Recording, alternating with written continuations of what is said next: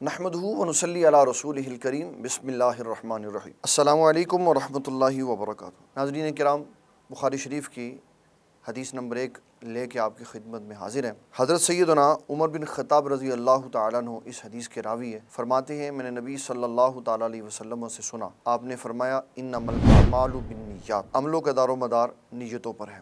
جو بندہ جیسا عمل کرے گا اس عمل کے پیچھے اس کی نیت کو دیکھا جائے گا، جیسی نیت ہوگی ویسا ہی اللہ تبارک و تعالیٰ اس کے ساتھ معاملہ فرمائے گا۔ یہاں سمجھنے کی بات یہ ہے کہ اگر کوئی شخص نیت کے بغیر کام کرتا ہے تو کیا کام نہیں ہوگا؟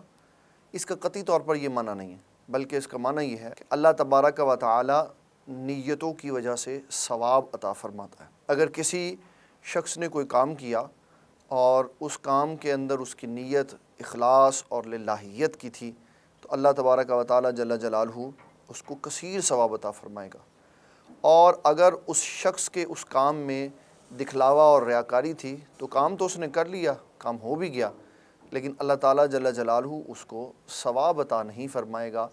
بلکہ حدیث شریف میں تو یہاں تک آیا کہ قیامت والے دن ریاکاری کے اعمال بطور ثواب پیش کیے جائیں گے، لیکن جب ان کو دیکھا جائے گا اور ان کے اندر ریاکاری موجود ہوگی تو اللہ تبارک و تعالیٰ اس ریاکار آدمی کو جہنم کی آگ میں پھینک دے گا۔ امام بخاری رحمۃ اللہ تعالیٰ علیہ نے یہ جو بخاری شریف کی حدیث نمبر 1 بیان کی انما الاعمال بالنیات، اس میں 2 لفظ ہیں۔ اس حدیث کے اس لفظ میں انما الاعمال بالنیات ہے، آگے آنے والے لفظوں میں انما الاعمال بالنیہ بھی موجود ہے۔ تو بخاری شریف میں یہ حدیث مبارک ان نمبرز کے اوپر موجود ہے۔ اس کے علاوہ یہ حدیث مبارک کتب صحاح اور دیگر کتابوں میں ان نمبرز پر موجود ہے۔ اس میں ہمارے لیے جو سب سے پہلی بات ہے وہ یہ سمجھنے والی ہے کہ اس میں ہجرت کا ذکر۔ اس کے لیے میں اپنے ناظرین کرام کو یہ بتانا چاہوں گا، ہجرت کے آغاز سے لے کے صبح قیامت تک 8 طرز کی ہجرتیں ہیں جن کا اسلام نے ذکر کیا۔ 2 ہجرتیں ان میں وہ ہیں جو مکہ المکرمہ سے حبشہ کی طرف، پہلی بھی دوسری بھی۔ ایک ہجرت ان میں سے مکہ المکرمہ سے مدینہ المنورہ ہوئی۔ تیسری وہ ہجرت ہے جو قبائل نے رسول اللہ صلی اللہ علیہ وسلم کی طرف کی، یعنی اپنا قبیلہ چھوڑ کے رسول اللہ کی بارگاہ میں آ گئے۔ چوتھی ہجرت وہ ہے جو مکہ والوں سے مسلمان ہوا اور اس کا مکہ سے ہجرت کر کے رسول اللہ صلی اللہ علیہ وسلم کی بارگاہ میں مدینہ المنورہ چلا جاتا۔ پھر ایک ہجرت یہ بھی ہے اللہ تبارک و تعالی جل جلالہ نے جن کاموں سے روک دیا ان کو چھوڑ کر نیکی کے کاموں کی طرف چلا جانا۔ اس کے علاوہ حضور صلی اللہ تعالی علیہ وسلم نے جن ہجرتوں کا ذکر کیا وہ یہ ہے کہ ایک انسان ایسے علاقہ میں مسلمان ہوا جو بلاد اسلام میں سے تو نہیں تھا، اور اس شخص کو وہاں اپنے احکامات اسلام کی تکمیل کے لیے آزادی بھی نہیں تھی، تو یہ کفر سے نکل کر دارالایمان میں چلا گیا تاکہ وہاں جا کر آسانی کے ساتھ سہولت کے ساتھ رجوع اللہ کے لیے اپنے مذہبی شعار کو صحیح طور پر ادا کر سکے۔ یہ بھی ایک ہجرت ہے۔ پھر آقا کریم صلی اللہ تعالیٰ علیہ وسلم نے فرمایا کہ قرب قیامت میں ایک ایسی کیفیت، ایسا دور آ جائے گا کہ لوگوں کے لیے اسلام کے اوپر چلنا بہت مشکل ہو جائے گا۔ اس زمانے میں لوگ ساری دنیا سے ہجرت کر کے شام کی طرف چلے جائیں گے۔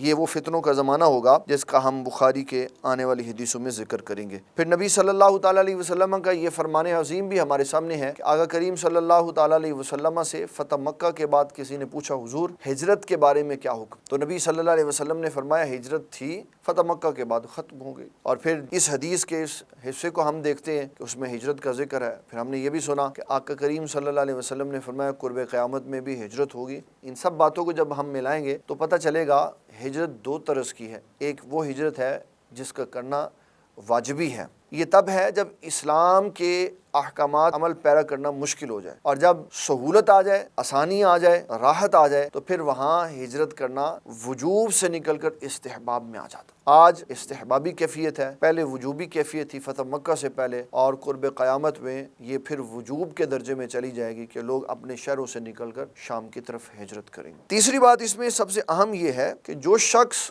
ہجرت کر کے جاتا ہے اس کی نیت کا اعتبار ہوگا کہ وہ کس نیت سے کر رہا ہے، طمع دنیا کے لیے کر رہا ہے، نکاح کرنے کے لیے کر رہا ہے، یا اللہ تعالیٰ اور اس کے رسول صلی اللہ علیہ وسلم کی رضا کے لیے کر۔ تو جس طرح کی وہ نیت کر کے جائے گا ثواب کا دار و مدار اس کی نیت کے اوپر ہوگا۔ حضور صلی اللہ تعالیٰ علیہ وسلم کی حدیث مبارک ہے جس کے راوی ہیں حضرت سیدنا عبداللہ ابن عباس رضی اللہ تعالیٰ عنہ۔ یہ بخاری شریف کی 2700 83 نمبر حدیث ہے، ابو داؤد شریف میں، ابو داؤد میں اس نمبر پہ موجود ہے، مسلم میں، ترمذی میں ان نمبروں پہ موجود ہے۔ حضرت عبداللہ ابن عباس رضی اللہ تعالیٰ عنہ فرماتے ہیں فتح مکہ کے بعد ایک بندے نے رسول اللہ صلی اللہ علیہ وسلم سے پوچھا اب ہجرت ہے؟ فتح مکہ کے بعد آپ صلی اللہ علیہ وسلم نے فرمایا ہجرت نہیں ہے لیکن جہاد اور نیت باقی ہے۔ اسی طرح ام المومنین سیدہ عائشہ صدیقہ رضی اللہ تعالیٰ عنہا کی حدیث مبارکہ ہے جو بخاری شریف کی اس نمبر پر موجود ہے۔ ام المومنین سیدہ عائشہ صدیقہ رضی اللہ تعالیٰ عنہ فرماتی ہے حضور صلی اللہ علیہ وسلم نے فتح مکہ کے بعد فرمایا اب ہجرت ختم ہو گئی، پہلے مومنوں کو خطرہ تھا، ان کو آزمائش میں مبتلا کیا جائے گا، اب مکہ فتح ہو گیا، اب خطرات ختم ہو گئے، اب اگر کوئی شخص ہجرت کرنا چاہتا ہے تو اس کے لیے ہجرت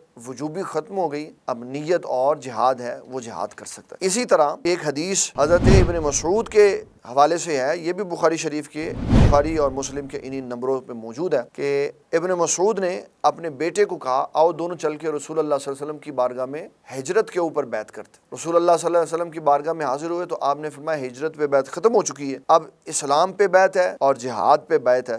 تو ان دونوں باپ بیٹوں نے اسلام اور جہاد پر رسول اللہ صلی اللہ علیہ وسلم سے بیعت کی۔ اس ساری حدیث کا نتیجہ یہ ہے کہ جب اسلام پر چلنا مشکل ہو جائے تو ہجرت واجب ہو جاتی ہے، اور جب اسلام پر چلنا آسان ہو تو ہجرت کرنا استحباب کے درجے میں چلا جاتا ہے، فرضی نہیں ہے، انسان کسی اور مقصد کے لیے بھی ہجرت کر سکتا ہے۔ السلام علیکم ورحمۃ اللہ وبرکاتہ۔